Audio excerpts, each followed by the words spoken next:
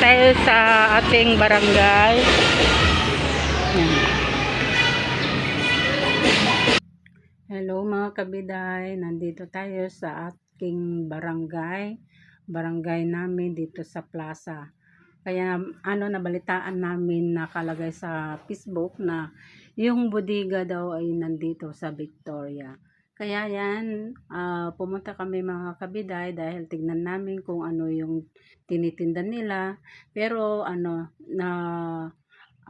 daw siguro to, sa matatalaib siguro ito yung bodega nito. Kaya may gusto akong bibilhin mga kabiday, kaya sumama ako sa mga pamangkin ko. Kaya yan, nakita ko na kaagad yung gusto ko yan. Yan mga kabiday. Para sa kay Manang Yubiday yan mga kabiday. Kasi gusto niyang magpaganda yung mukha niya. Kasi puro bukbuk na or puros mga na yung mukha ni Manang Biday nyo. Kaya gusto niyang bumili. Kaya yan, nakabili na ako mga kabiday. Yan, apat yung binili ko mga kabiday. Yan mga kapitan, marami pang mabibili dyan. Marami yan. Pressure cooker na maliit yan mga kabiday. Pero mahal din mga kabiday. 1,000 na yan.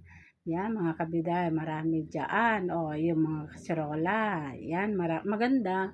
Pero mahal din mga kabiday. Pero mas mamura din kaunti kaysa dun sa may shop. Yung mga kabiday. Maraming mabibili. Yung mga piyesa ng mga sasakyan, ganon. Marami mga gulong, mga etc. Marami yan mga kabiday. Yan, tinitignan ko lang yung mga yan. Kung ano yung magustuhan ko. Pero, wala akong nagustuhan mga kabiday. Yun lang yung isa kong sadya rito. Kasi hindi kami makapunta-punta dun sa matatalaib ng bodega kasi malayo nga mga kabiday. Kaya yan, na laman namin na may dumating pala na paninda dito sa ating plaza. Yan, marami yan mga kabiday. Yan, pero tinitingnan ko yung mga iba, pero wala akong nagustuhan kundi yun lang. Pasyal muna tayo mga kabiday, tignan natin yung mga Pero yan, mga motor, mga single mga kabiday, yan. Akala ko yung mga motor lang na mga e-bike, wala naman, mga single lang. Hindi tayo marunong dyan mga kabiday, hindi tayo marunong mag-motor dyan. Kaya, ang lang natin, ang alam natin is mga 3 wheels lang. Mga 3 wheels lang mga kabiday, ang alam natin. Kaya yan. Yan mga kabiday, marami dyan. Tignan natin mga pa. Kaya, basta tingin-tingin lang tayo mga kabiday kasi wala na tayong gawin kundi mamasyal na lang tayo. Yan mga yung mga accessories yan. Mga yan. See? Marami din mga kabiday. Yan. May nakita, ayan mga black coloring sa buhok, yan. Pero ayaw kong bumili dyan mga magkalbo tayo mga kabiday. Hindi naman siguro. Kung lang, joke lang yun. Yan. Marami mga kabiday. Yan. Marami rin mga kabiday, di ba? Yan yung black na nakita ko pa mga yun, may 1 peso pa. Hindi ko alam kung ano yung 1 peso mga kabiday. Yan mga kabiday, dinagdagan ko. Kumuha pa ako ng 2 piraso na Pagkatingin ko, mahal din pala. Kaya hindi na ako nakabili ng mga kabiday. Yan. Bumalik na ako doon, binalik ko yung dalawa na lang yung binili ko kasi masyadong mahal. Akala ko mura lang kasi nung nasa bodega siya dati, mura lang. Ngayon, mas mahal. Kaya binalik ko yung dalawa. Kaya 2 na lang binili ko mga kabiday. Mahal din. Kaya yan mga kabiday. Kaya yan, binalik ko yung 2. Sorry mga kabiday. Super excited na kasi si kabiday nyo. Kaya dinampot na lang niya 4. Kaya ang alam ko, mura lang. Tapos dinagdagan ko pa sana ng ng bali 6 sana ang kukunin ko. Pero nakita ko, wow, mahal. Ay, Sorry mga kabiday. Kaya yan, pumunta na ako doon, magbayad ng sa ano, sa counter na ako magbabayad kasi parang napagod na ako kay ikot-ikot diyan kasi medyo na, maraming tao. Kaya na ako mga kabiday. Pumunta na ako nagbayad. Siya. Nakakahilo na kasi super ingay pa. May mga music, ganun. May music yan mga kabiday. Kaya na ako, nag-exit na ako doon. Kaya yan mga kabiday, nahilo na yung nagbibideo kasi na oh. Bye mga kabiday. Ang daming tao Yan. Uwi na tayo mga kabiday. Walang nakabili ako lang. Yan. Uwi na tayo. Punta na ng bayan. Ang tagang BDO ko na eh. Ay, sorry. BDO. BDO 1. Ano lang yan? ATM. Kasi parang mahihina yung anak ng baby. Yan. Pag hinawagan ko kasi siya.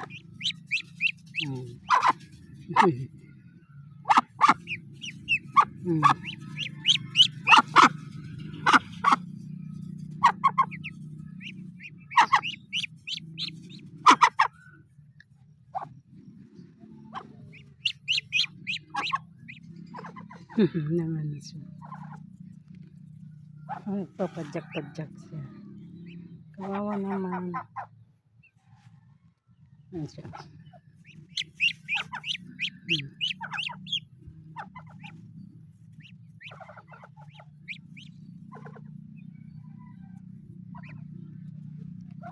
Nangihina siya. Tara. Nangihina. Maganda to. Ito pang nung nag-aaral ako ng high school, kukuha ako ng ganyan. Yan, isang ganyan. Isasabit doon sa notebook o libro. Yan.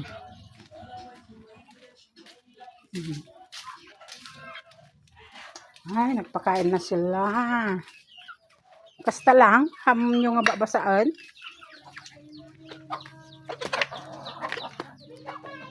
Baho.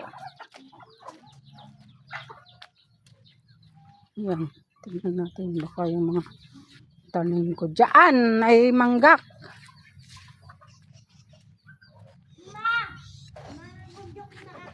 Na perdiyan di suwahon niya. Naluuman.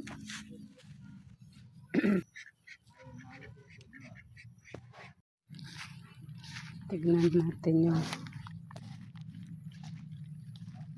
nagmulak pa ito di pa nagtubo.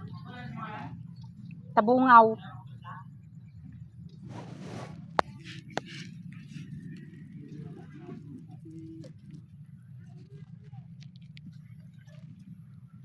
Origin di pa nagtubo.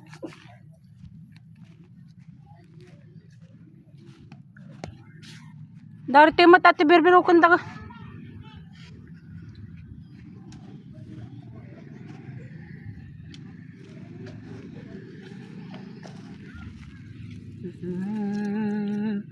Di pa nagtubo.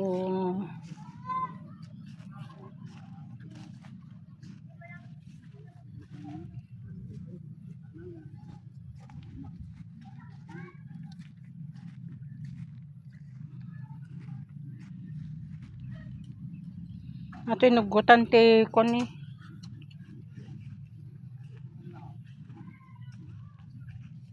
Ala. Ni Chiki ka dyan, ni Chiki. Ay alaga. Lumaban, natama manok.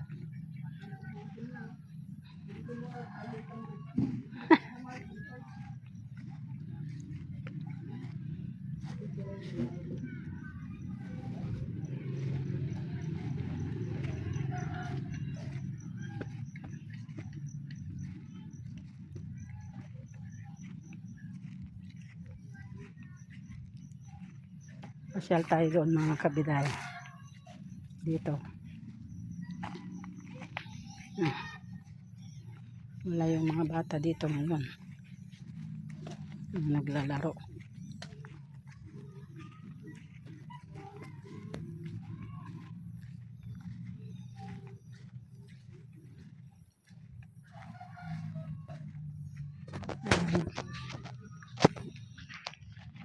Kaya yung mulmulam ta. Good morning mga kabiday. Yan, pasensya na kayo mga kabiday dahil ngayon lang tayo nag-video. Yan mga kabiday, yan ang ulan. Yan, ambon-ambon lang. Andyan na naman yung mga kalabaw mga kabiday. Yan. Nung kahapon mga kabiday, yung kalabaw na yan. Nandito na sa ilalim ng taniman ko. Diyos ko, sabi ko, tumakbo ako rito kasi baka maano na yung poste na yun. Siyempre iikot. Pag umalis na, siyempre matutumba na. Kaya agad na tinawag ko yung hipag ko na na yung kalabaw nila nandito na sa bakuran ko na sa likod. Ayun, tinawag ka agad yung si kuya. Yan. Dito lang naman kasi yung nilalagay. Yung daming dyan pagkain nila. Pero ito marami dyan kaya lang hindi naman akan nila kakainin yan. Yan ang ulan mga kabiday.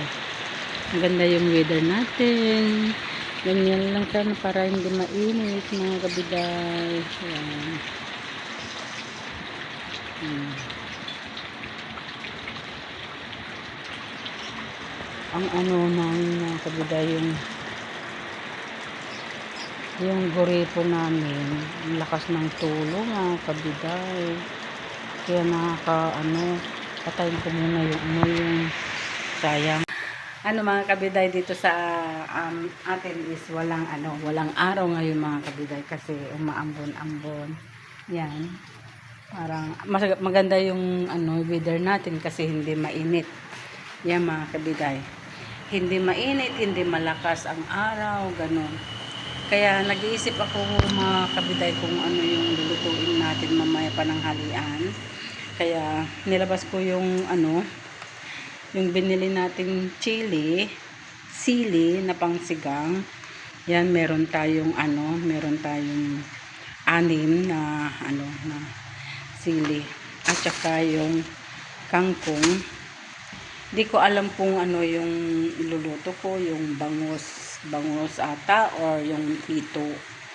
Or may binili akong hito kahapon mga kabiday. Kaya lang ang mas masarap na lutuin yun is inihaw. Kaya lang umuulan. Tsaka yung yung natin doon is basa yung yung uling natin. Ang kasi umuulan ngayon, maganda yung sabaw. Kaya yung sabaw mga kabiday. Kaya lang iniisip ko kung ano yung dapat na lutuin. Kasi yung bangus mga kabiday is hindi sa akin, kay kuya. Pero sinasabi niya na na lutuin ko na raw, kaya nag-iwan ako ng kangkong ng nakaraan. Pero si kuya is wala naman doon sa bahay niya. Nasa bukid, pumunta ng bukid mga kabiday. Kasi yung yung bukid niya, tinignan niya yung niya doon, yung bukid niya kasi wala naman siyang kasama na nagbubukid. Kaya siya lang yung nagtrabaho sa bukid na hindi siya Pero nung upa naman yung nagtanim ng mga palay mga kabiday. Pero sa ngayon na is wala na. Kasi dyan na lang talaga. Yan mga kabiday. Kaya hindi naman malaki yung binubukid niya. Maliit lang naman mga kabiday. Pasensya na mga kabiday. Parang manghang yung yung sili. Grabe. Inano ko lang yung tinanggalan ko lang siya ng ng ito tinanggalan ko siya ng balat kasi na medyo ano na siya. Lagyan natin ng asin kasi yung mga nag-spray yun, kailangan natin lagyan, ibabad natin sa asin kasi hindi natin alam yung mga spray mga kabiday. Kaya usapang naman sa mga gulay mga kabiday, kasi sa ngayon mga gulay mga kabiday is marami ng yung ini-spray-sprayan nila para man yung lumago yung mga nila, tanim nila. Kaya mahirap na ngayon mga kabiday, kaysa noon mga kabiday walang nagkakasakit ng walang nagkakasakit na malala, ganun. Kasi ang tanim natin noon is walang fertilizer. Yung mga kabiday, di ba? Naalala nyo yung mga kabiday, sinong nakaalala? Walang sakit-sakit ng mga ganyan, kaya lang ang mga sakit-sakit noon, kaya namamatay yung mga walang makain. Kasi syempre, mahirap ang kumita ng pera noon, at saka yung mga kasi maraming mga puno-puno noon na hindi pa masyadong kaya ngayon mga kabiday, mga gulay-gulay na dapat na binibili sa palengke, hindi natin alam na may mga fertilizer mga yun. Siyempre gusto nila makabenta, ganun. Kaya dapat ibabad natin sa tubig ang asin, mas maganda. Pero pag sa likod naman natin na mga tanim nating mga gulay-gulay, natin ligtas tayo doon kasi alam natin na walang fertilizer ang mga tanim natin. Kaya yun mga kabiday, share ko lang mga kabiday, mas sigurado tayo na makakaligtas tayo sa mga gulay na binibili natin. Ako nga, pag bumibili ako, binababad ko talaga sa kahit yung ampalaya na bunga, ganun, binababad ko muna sa tubig na may asin. Yung mga kabiday. So, yung kalabaw, nakawala. Kailang mga kapitan, nakawala yung kalabaw nila. Mang Dulaw! Yan, hinahanap niya yung nanay niya mga kabiday. Kasi wala na nga dito, dyan. Kasi nga nakawala kanina. So, inilagay niya doon sa likod, sa puno yung hipag ko. Tapos ngayon, hindi naman niya, kinuha tong anak niya. Yan. Hinahanap niya talaga kasi nagbibidi pa yan.